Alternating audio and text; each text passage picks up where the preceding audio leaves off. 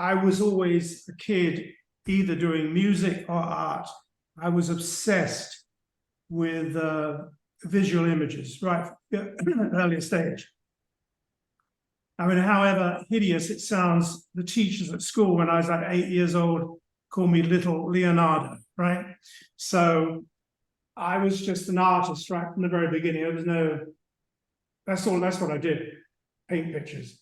I can remember the very first, must be like 3 years old, and opening an encyclopedia, and there was a color wheel there with just flat colors. And I sat there just staring at this thing. I remember just staring at this thing, my God, incredible, that's red. And it was like exactly the same as, in Aldous Huxley's, is it Doors of Perception, or the book about LSD? And he's suddenly looking at something red and he goes, oh my God, red. And so right from the very beginning, I was just obsessed with visual images and started to do pictures. And I lived in London, where all the museums are full of incredible art.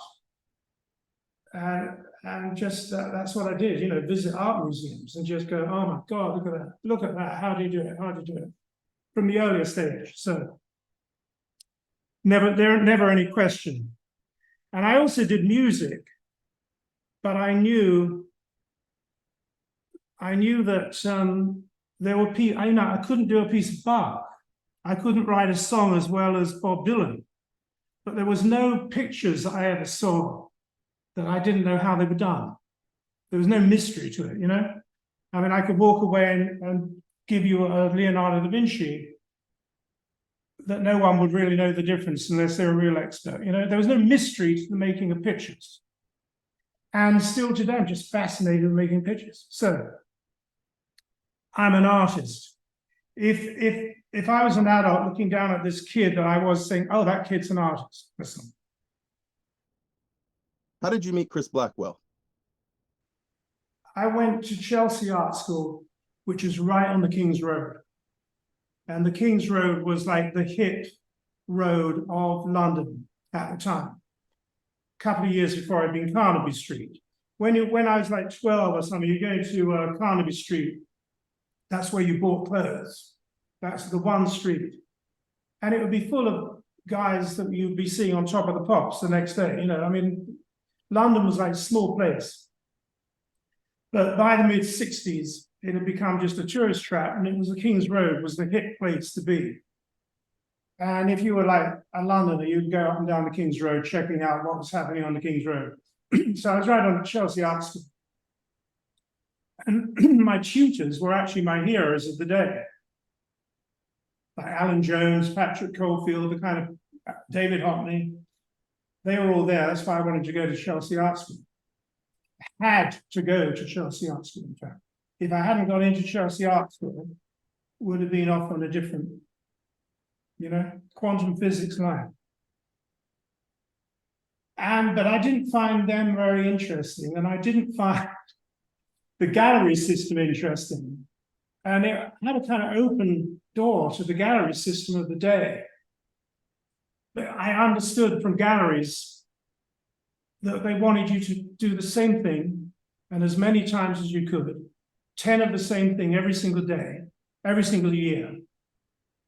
And to me, that was just like a living death, You may as well move to China and be an Apple, I do this component. I mean, it's like ridiculous. So I just didn't like that at all. So I started putting bits of work in shops on the King's Road where at least young people would see them, not old men going in to invest in a painting and put it in, in storage and wait for it to go up. I mean, there was no fun there because music. I mean, I probably would have done that 10 years before, but the music of the day was saying, no, you've got to do something else, You can't do the gallery system. It's really boring. So I wanted to get art onto the street somehow. And I thought, why can't you sell art like you sell records? Which you cannot. You cannot do it. You can sell posters, and yes, okay. But I wanted to get art on the street. So I started putting work in these shops. And there's one particular shop, Mr. Freedom, which was the hippest shop. It was in a little hole in the wall. After that shop closed, it was Malcolm McLaren's shop, Sex, you know? And then, of course, Sex Pistols from that shop. And I knew Malcolm McLaren at the time.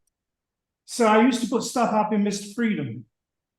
And when they sold it, objects, funny things, stuff, when they sold it, I just got paid in clothes, right? So I had great clothes. And I one day put up a whole load of, I used to put great big things like a massive cake in the window, you know, that I'd made at art school, dragging it down the road and put it in the window and things. And they were completely open to me doing anything I wanted. One day I did that image, that drawing, right? And for some reason, do you know this cover, Bumpers? It was like Ireland's compilation. It was a compilation album for Ireland, right? So I did that drawing. And then I decided to make silkscreen prints. And I've only got 3 of them. But I did these silkscreen prints, right? Of that image for some reason. And I had about 60 of them, and I put them all on a wall like this and said, you know, selling for £2 a piece, pound for you, pound for me, you know. And the next day I went in and they'd gone. I said, well, how, you know, what do you take the fucking things down for, you know? And they said, no, they sold, all of them sold. They all sold. I said, what? They said, some woman came in here who was Marilyn Rickard, and she was a model. And she was Chris Blackwell's girlfriend, later became his wife. And she was the kind of girl around town model, and she would be going up and down the King's Road. And so I'd kind of achieved my aim, because she'd never see that in an art gallery, but she saw it in a shop, you see. And they were impressive, looked great. And so she gave it to Chris Blackwell, apparently that night. And he said, go down and buy them all, get that guy's name. I want that as an album cover. And so they said, you know, here's your 60 quid, because we sold them all. And here's the number for this guy called Chris Bakewell or something. So I phoned him up and I went and saw them at Ireland. And Island Records had just that, almost like within a month, had moved into Basing Street. It was the first time really Island Records was a record company, because he bought this great big chapel, 18th century chapel, painted the whole thing black along one side only, and converted the whole inside of the place, very modern. And in the basement was the studios, and it was right in the middle of Notting Hill Gate. It was about 5 minutes from where I lived. In the basement were the studios, with Cat Stevens and traffic and people playing, you know, recording all the time. On the first floor was a great big round table, and there was Chris and every creative person around that table. You know, Paul Samuel Smith, you know, doing Cat Stevens orchestrations, and you know, this Guy Stevens. Do you know who Guy Stevens was? He was a genius guy who, you know, Whiter Shade of Pale? He came up with the word Whiter Shade of Pale and introduced that record to Chris, and Chris didn't like it. Went on to someone else. It was like one of the biggest records of the 60s. Anyway, there are all these people, and it was just like, I thought, oh, is this a record company? No, of course it wasn't. Never been a record company like it before or since. And they were only in Basing Street for about 4 years, but it was incredible. I, at the age of 19, didn't think it was incredible. I just thought, oh, I see. Is this what it's like? But I look back now and I think, oh my God, it was unbelievable seeing the creativity is incredible, you know. And there's a side thing to this, which you wouldn't believe, but you would if you had a grandmother like mine. She told me, you're going to meet this guy. Marilyn called him Incredible Red Man. He didn't have ginger hair, but there was something about him that was red. I don't know why. She said, you're going to meet this man, he's red. And he's wearing, and she used to tell me what was going to happen every month. She'd read tea leaves, and it happened, right? Everything she said happened. She said, you're going to meet this man, you'll know him for a long, long time. And he's kind of red, and he's standing beside this beautiful woman. Oh my God, and she'd be looking, going, God, she's good looking. Oh, she's a beautiful woman. long fair hair, and she's wearing this blouse, and just describing exactly what I then saw. And he's wearing this sort of jacket made of denim. And on the back is this like map or something. So I went in to meet Chris, and he said, you know something, come up and meet Marilyn. So we didn't stay in the office long. And as he turned, he walked out to go up to this apartment, and his jean jacket he had on the back a map of America.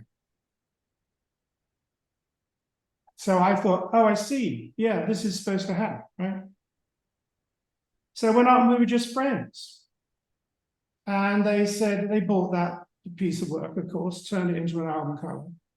But I wasn't thinking I'd do any more album covers. And they said, what are you, and so I started having dinner with them and things. And what are you doing? And I said, I'm doing this shop on the King's Road, because I had a couple of people I was working with, because I wanted to open a shop next to Mr. Freedom, full of all the kind of stuff I was putting in Mr. Freedom. And what it would be is an art store. And Chris said, let's do it. I want to do it.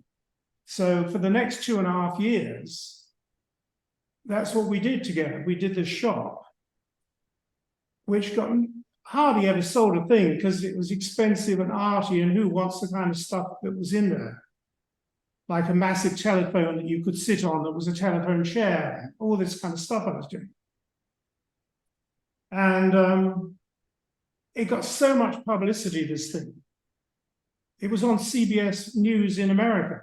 It was on news in Japan, and photographers were coming in constantly photographing this stuff. And Chris said, you've got to charge an entrance fee. As you're not selling anything, you charge an entrance fee for these people, because it's like a museum or something. Anyway, it was open for about 2.5 years and had to close up, of course. But I did learn in those 2.5 years, I didn't want to be photographed. I didn't give a damn about the fact that my name was in all these newspapers and magazines and everything. Somehow, and I really wasn't interested in the shop once it opened. I wasn't actually interested. And I refused to put up a signage. The name of it was Lucky's.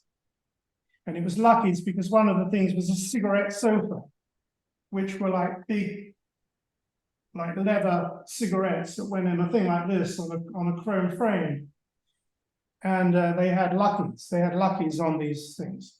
While the shop was still open, Traffic, Steve and Jim showed me a book. So I knew Chris Blackwell for 2.5 years. I wasn't doing album covers or anything. And occasionally he'd ask me to do something for the record company, like a logo or a label or something, and I'd just do it. And Jim and Steve Winwood were showing me a book with these kind of impossible visual tricks. They said, what would you do with it? And I said, well, I knew exactly what I'd do with it. I'll do it tonight and I'll bring it into the studio tomorrow. So I made this piece of artwork while the shop was still open, not really thinking anything about it. And so that's what I would do with it. And I never got paid for that. It's in the that piece of work is in the Museum of Modern Art now. And I never got paid for it. I never billed for it. I wasn't thinking like that at all, And I was out in Los Angeles painting a mural against the swimming pool for this lawyer, big-time lawyer, Abe Summers. And he was a big-time music business lawyer for a load of people. And his house was just full of people all the time, Faye Dunaway and people like that. He later became Jack Nicholson's lawyer. And his house was this great big Tudor house just off Sunset Boulevard. And it was a house George Harrison used to sit in front of for that album, Living in the Material World. Right? So he was looking for a house that was what's, material world house. I was in Los Angeles, driving around like Wilshire Boulevard or something. There was this great big billboard with this image on it, right? About 30-foot massive image. And again, I was only about 22, and I didn't really think much about it. But I did think, nowadays, I'd look up and go, oh my God, there's my work. Isn't that fantastic? Then I just didn't even think about anything about it. But I did think, wow, that is art on the street. I'd failed with the shop getting art on the street. But actually that is not only art on the street, that's art on a billboard. So maybe putting bits of art on record covers is a way to get art on the street. So then Chris, and when I came back to England, that was such a big time record cover. Every record, everyone knew about it, was winning awards and everything else. And so record companies used to ring me up and say, can you do an album cover for us? So I started doing album covers, not really wanting to do them. But I wasn't really doing album covers. I was making bits of art that you could put on an album. What I did decide to do was, instead of someone like a Roger Dean, who chose what his style was and then used the album covers to promote his work, right? I thought every single cover I do, I'll do it in a different style that would be appropriate for that person. So it wasn't really the work of Tony Wright. It was the work of Steve Winwood if he was an artist. I would like to say, just regarding Natty Dread, I always remember the first time seeing that cover and just how it had this sort of unsettling kind of look to it. Right. Like you see it like this dormant face, and then behind is like chaos. Yeah. But you see, for me, it was a disaster because I know you've seen the little video, but I don't think I told the actual story of why it was a disaster for me. Because I'd say in the video, I think, that I'd done the face and I wanted this thing behind, right? This, what you're saying, this power, like what's this face mean? And for me, it meant, well, revolution, blow up Babylon. And you see, the cover is all cropped off from the painting, you see? I mean, this is the original artwork. I don't know what happened to the original artwork. But it's because up here, where this artist, John Martin, had Babylon being gone, because, as I say, the painting I took that from is called The Great Day of His Wrath, God Destroying Babylon, right? That was, and I was in the Tate, back when I did that, in the Tate gallery, no one knew, I'd never seen that painting. It was off in some weird little room. No one was interested in these pictures at all. And the last time I went to the Tate gallery, I couldn't believe it. They had a room set up like a movies theater with this painting and all these lights going, right? Because this painting back in the 19th century would tour England and people would line up to see it and pay to see it, like they were watching a Steven Spielberg movie, It was like you went to see this spectacular happening, right, of this painting, God Destroying Babylon. And I said to the guy, I watched and I could not believe it. I said to the guy next to me, I said, I cannot believe they got this picture. And he said, well, it was the picture of Bob Marley. And I thought, that's nice. No credit.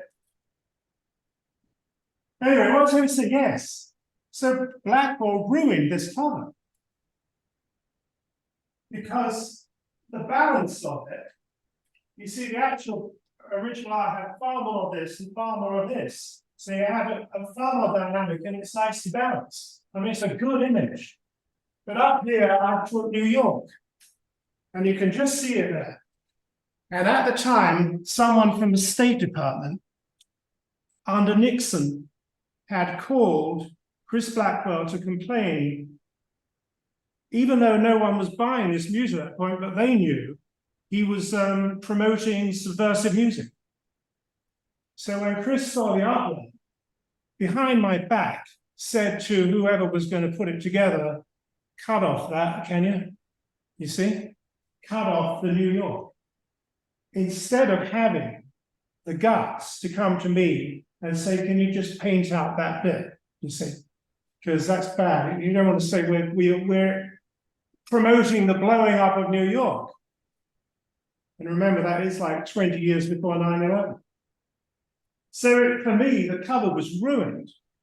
And I was very disappointed. And it would be a far better cover if it was that rather than that. And when you print that much black, it spreads out in the printing and you lose all that brightness. It was Bob Marley that I myself thought, oh, wow, yes, it could be mainstream. Yeah, this could be important. Because when I did that cover, if you said to any designer, can you do an album cover with Bob Marley? Say, who's Bob Marley? Never heard of it. No one had ever heard of Bob Marley. And even the record company didn't think he was going to be a superstar within 5 years, you know. But I kind of thought I was immersed because I'd known him and worked, and he was around Ireland from about 1970 to 1973. So I knew all the Bob Marley records, and I was playing all the Bob Marley records. I knew. So you know, I'm just saying, because of Bob Marley, I thought, oh, forget all the white music of on Island Records. Yes, this, yes. So when I came to do these other covers, I thought, let's make these just as, you know, and I was hoping Ijahman is my favorite. I still play Ijahman all the time now. And I just loved Ijahman. And he wanted me to be his manager, which was stupid because I'm the last person to be a manager. But I did have a whole stage show I wanted to do for Ijahman. Because in a way, he inspired me more than Bob Marley. Because that first record was so religious, so intense. Still is. And there's a reason why it was. But the record coming at that point was just Bob Marley, Bob Marley, Bob Marley. And he kind of, no one really was interested in promoting Ijahman, which was a shame. Because I thought Ijahman could have been massive. You know why he was so inspired at that moment. And by the second album, he was less inspired. I mean, he had a real temper. I mean, he was he was fantastic. You knew if you started saying anything insulting, you were right on the edge, you know. But he was incredible. So in prison, I don't know how long he was in prison, in London. He was coached or looked after by a Rastafarian guy. And he kind of got through prison and that whole experience helped by the faith. So when he came out, he was absolutely out there, you know, which is why I recognized the media and I just loved so much, you know. And when you talk to him, it was just eye to eye, like, you know, thing. But the way this happened, he used to sit like this, see? Because this is the way apparently Haile Selassie prayed. So and I looked at it, I just said, that's this cover. He said, well, that's the cover. It's fantastic. And he said, can I be in there? Yeah, okay. So yes. And art technique wise, because actually to me, of course, the way a thing's made is equally important, is that I've done so much work, 16 hours a day, just constantly drawing, my neck, back, shoulders, everything. When I did this cover, I literally could only do a pencil like this because the pain was so much. And it's one of the reasons I moved to New York, because I could no longer. I needed a break from Illustrator doing these detailed pictures. And the way this is done, so I had to invent new ways of making pictures that were less intense. Because had I done that 3 years before, it would all be an oil painting like that. There's an oil painting. It takes quite a long time. But this is just the pencil drawing. That's all pencil? Well, it's just pencil. Everything you see is basically pencil. And then a layer of something over to isolate it with oil glazes put over the top, oil painting glazes. So you see all the way through the pencil, but you get the whole picture done in just 2 layers, much faster. And it's quite interesting because even though one is doing it to try to save pain, it's got far more immediacy than it would have if it was an oil painting, you know?